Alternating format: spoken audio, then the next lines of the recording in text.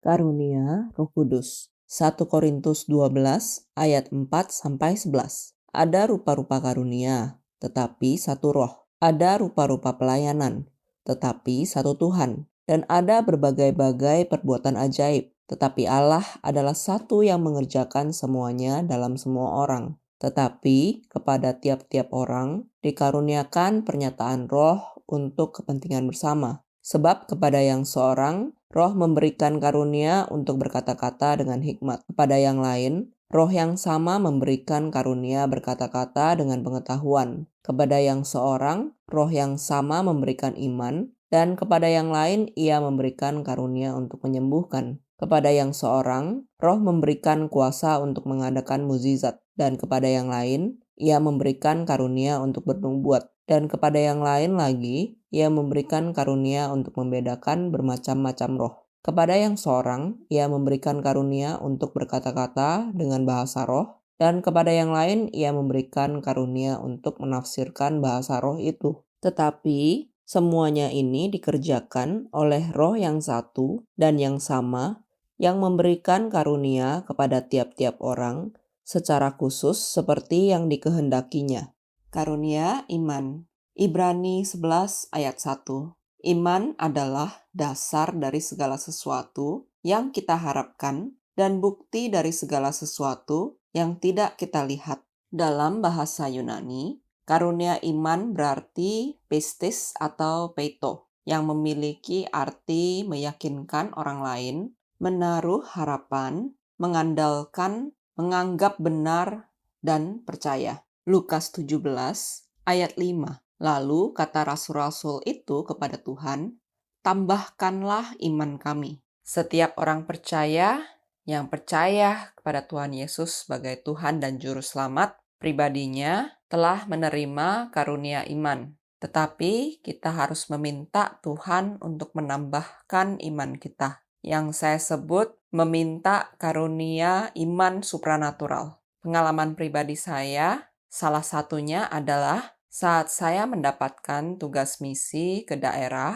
dan saat itu Tuhan Yesus menuntut di luar kebutuhan pribadi, semua dana saya harus dipakai untuk kegerakan, untuk ditransfer sesuai instruksi ke gereja maupun hamba Tuhan tertentu, ditambah misi penginjilan ke daerah.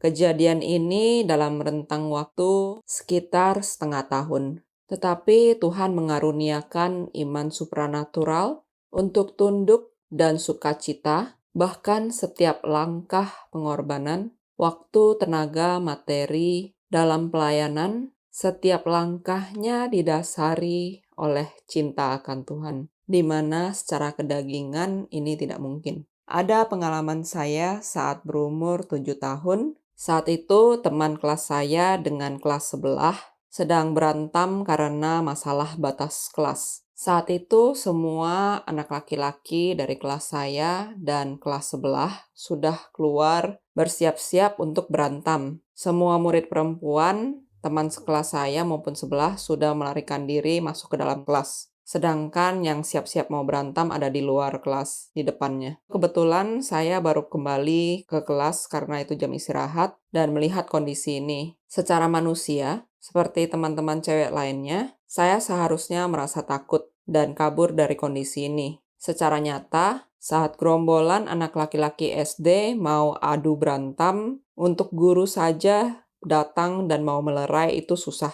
dan kemungkinan besar tidak berhasil. Tetapi saat itu, saya tiba-tiba merasakan damai di situasi yang menakutkan itu. Saya merasakan tenang, damai, sukacita, dan keberanian entah dari mana untuk maju dan berkata-kata dengan anak-anak. Dua gerombolan di situ, saya tahu saya hanya mengatakan 1-2 patah kata, kira-kira seperti ini. Kalau ada yang melanggar batas wilayah kelas, lain kali minta izin dulu. Saat saya mengatakan kata-kata ini, saya merasakan ada kuasa yang menaungi wilayah itu beserta anak-anak yang lagi mau berantem. Dan tiba-tiba detik itu juga gerombolan 2 kelas anak laki yang mau berantem tiba-tiba bisa menerima masukan saya, dan saat itu mereka langsung bermaaf-maafan, bersalaman, dan meminta maaf satu dengan yang lain. Suasana langsung mencair dan saya mengalami yang disebut di Matius 5 ayat 9. Berbahagialah orang yang membawa damai, karena mereka akan disebut anak-anak Allah.